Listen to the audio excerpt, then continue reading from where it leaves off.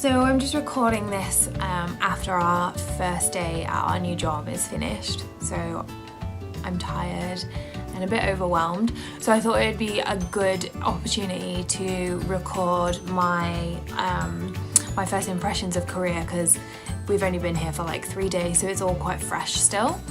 So I've written them on my hand so I can actually remember them.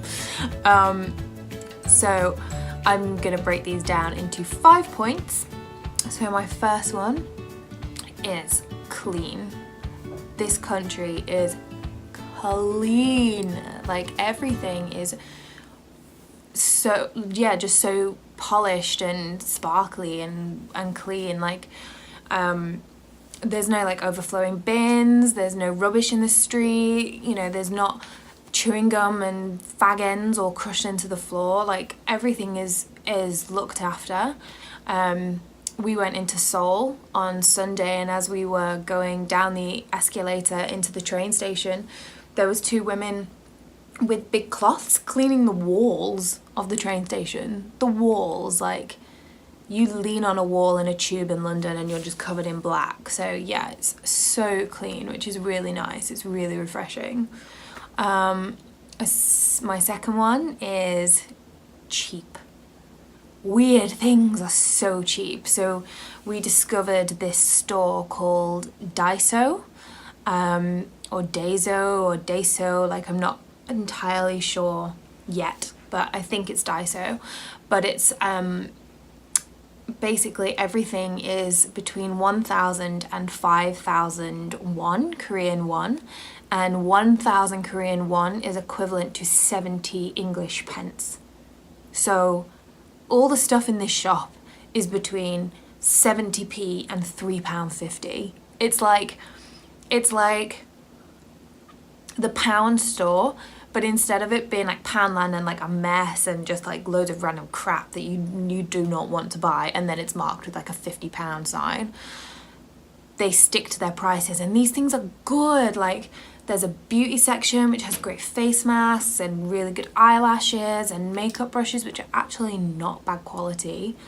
And then they have electronics and towels and home stuff. So I'm going to be going there when we finally move into our apartment to make it all snazzy and pretty for really cheap, because this store is honestly amazing.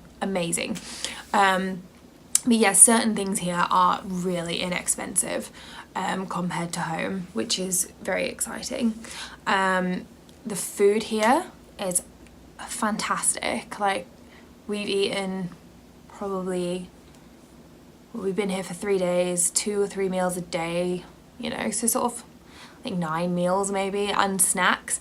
And the food is just so good. They have gorgeous dumplings, and they have things like rice dishes, and then they have a thing called a kimbap, which is like sushi but better, and not uncooked fish. It's more likely to be like tuna, like from a tin, tuna that we recognize, and pork or chicken.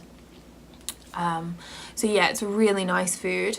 The one thing that is super disappointing is it's going to be completely impossible to be vegan here, because everything is cooked with meat. Even a tofu dish is cooked in chicken broth or pork broth. So I think probably our only option here is to be pescatarian, to only eat fish, because there are like a lot of fish dishes, and just accept that we might have to be infiltrated by meat a little bit at some point, which is really disappointing, because I was really like on board with the vegan thing, and I was really starting to like embrace it and accept that I wasn't going to eat meat again. But I think it's either a case of eat meat or fish or die here, and I would rather live, so you know. A third thing, supermarket.